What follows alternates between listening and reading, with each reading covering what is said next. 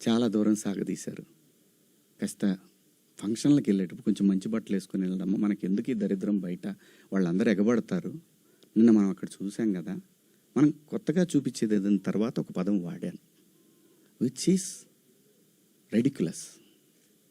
నాకు వాడకూడదు ఆ పదం. నాకు ఇప్పటికి కూడా అది ఎన్నాళ్ళు హంట్ చేస్తా తెలియదు. నేనా ఈ పదం వాడింది అని. ఓకే, నేను మనిషినే, నాకు కర్మలుంటాయి, పొరపాటు జరిగింది.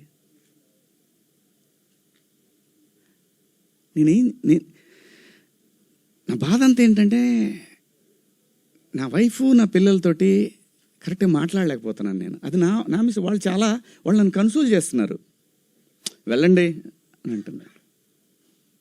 అంటే ఎవరికో అయిందని కాదు, శివాజీ ఇలా మాట్లాడ్డే అని ఆ వైఫ్ని ఎవరిని అడుగుతారేమో అనే బాధ తప్ప నేను దేనికి భయపడేవాడిని కాదండి. తప్పు చేసినప్పుడు క్షమాపణ చెప్పడానికి కూడా ఒక క్షణం కూడా మనలో మనం కూర్చొని ఒక మాట అడిగితే సింపుల్గా, అమ్మా నన్ను క్షమించండి, నా వల్ల ఈ 2 పదాలు దొరికినాయి అని చెప్పేదానికి దాన్ని చాలా దూరం సాగదీశారు. పర్వాలేదండి, మేము పట్టడానికి ఉన్నాం, పడతాం. సమాజంలో ఎప్పుడైనా సరే ఇలా జరిగినప్పుడు నేను మాట్లాడతానండి, నేను ఖచ్చితంగా మాట్లాడతానండి. నేను ఏ తండ్రి వదిలేస్తారండి పిల్లల్ని? ఇంకొక పదం, ఒకప్పుడు ఒక జర్నలిస్ట్ మేడం గారు స్వేచ్ఛ మగాడిచ్చాడా అనే అంటే ఇదే డివిజన్ తీసుకురావటానికి. నేను అన్న ఉద్దేశం ఏంటంటే, స్వేచ్ఛ ఎందుకు కోల్పోవాలంటే, ఒక ఇంటర్మీడియట్ చదివే పాప ఒక సెమీ బాడీ కనిపిస్తా స్లీవ్లెస్ వేసుకొని వెళ్తే ఆ పాప అబ్యూజ్కి గురైనప్పుడు ఆ తండ్రి అనుక్షణం వెంటుంటాడు. అప్పటిదాకా హాయిగా తిరిగిన పిల్ల వీళ్ళ ప్రేమలో, వీళ్ళ పొసెసివ్నెస్ వల్ల ఆ పాప తన ఫ్రీడమ్ని కోల్పోయినట్టు ఫీల్ అవుతుంది. అది దాని అర్థం.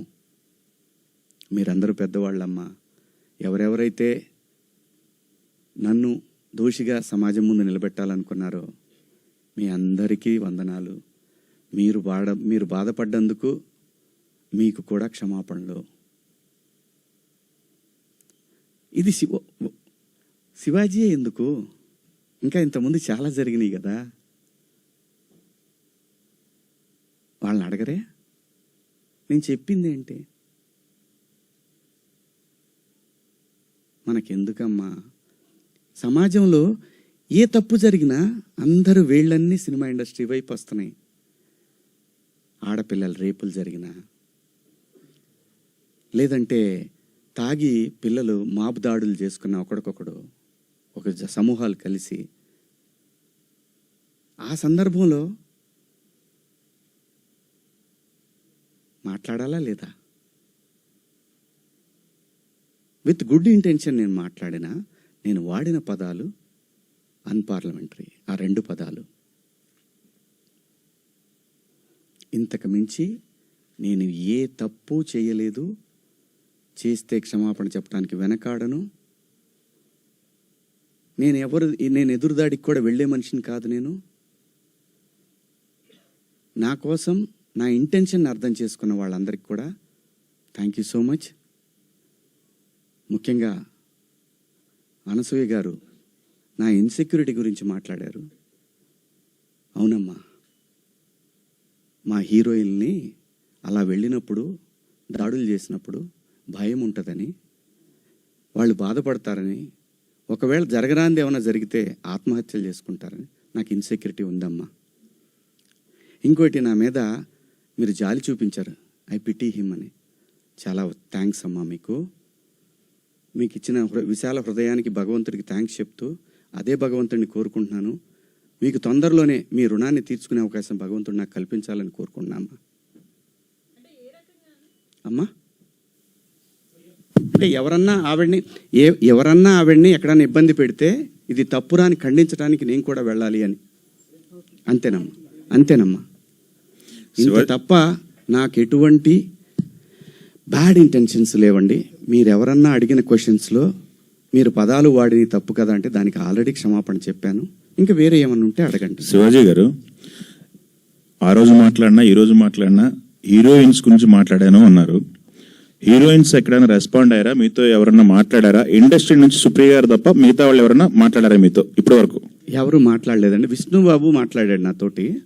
ఏమన్నాడంటే, డలింగ్ అని అంటే, సారీ బాబు నా నుంచి 2 బ్యాడ్. ఇదే ఫస్ట్ కాల్ రాగానే ఇట్లా పదాలు వాడాను. లిటరల్గా నాకు అపాలజీస్ చెప్పాలనుంది అన్న. సూపర్, ఇంకేంటి, ఒక మెయిల్ పంపించేసేయండి, వాళ్ళు ఆల్రెడీ పెట్టినట్టున్నారు. పంపించేసాను. ఆ తర్వాత చాలామంది హీరోలు ఫోన్ చేశారు, చాలామంది ఆర్టిస్టులు ఫోన్ చేశారు, చాలామంది ఎమ్మెల్యేలు ఫోన్ చేశారు. ఆడపిల్లని కాపాడుకోవాలనే ఉద్దేశం తప్ప ఆడపిల్లని బంధించి ఆడపిల్ల స్వేచ్ఛను హరించి ఆడపిల్లల్ని ఆట వస్తువులాగా చూడాలనుకునే సంస్కారం ఈ జనరేషన్లో కూడా ఎవరికీ లేదు. కుసంస్కారం ఎవరికీ లేదు. ప్రతి తల్లి, నా ఇంట్లో తల్లి ఉంది, మీ ఇంట్లో తల్లి ఉంది, మనకు పెళ్ళిళ్ళు అయితే భార్యలు ఉంటారు, మనకు బిడ్డలు పుడితే ఆడపిల్లలు ఉంటారు. వీళ్ళందరి మీద ఉన్న అపరిమితమైన ప్రేమతోనే వాళ్ళ మీద చూపించే అడుగడుగు. ఎందుకంటే ఈ భారతదేశంలో ప్రతి 3 గంటలకు ఒకసారి రేపు జరుగుతూ ఉంది. ఒక ఆడబిడ్డ జీవితం నాశనం అయిపోతూ ఉంది. ఆ భయంలోంచి వచ్చిందే, అమ్మ కొంచెం మంచి బట్టలు వేసుకెళ్ళరా అని ఒక తండ్రి చెప్తాడు.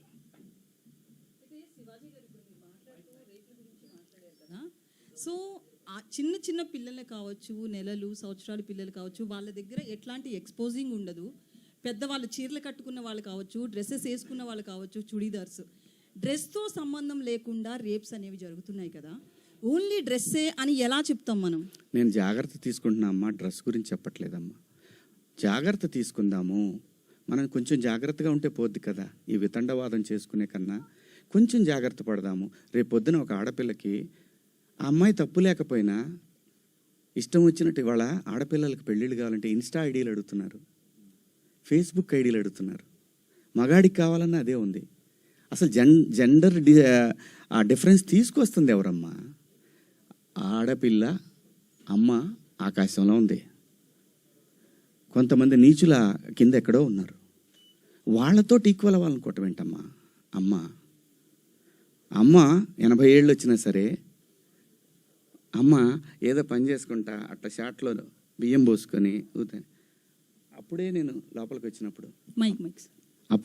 వచ్చినప్పుడు అమ్మ బయట కొంచెం పక్క పోతే అమ్మకి 80 ఏళ్ళు, ఆయన అమ్మ అని కప్పుతాడు బిడ్డ. ఈ భూమి మీద ఏ మగాడు కూడా ఆడదాన్ని విలాస వస్తువుగా చూడరమ్మా. ఇంట్లో, సొంత ఇంట్లో. నేను జాగ్రత్త పడమంటున్నానే తప్ప. With a brand new design that frees up even more pixels for personalization and an inventory of features to స్టేట్మెంట్కి స్టిల్ నేను నిలబడి ఉన్నాను. నేనేమీ వెనక్కిపోను.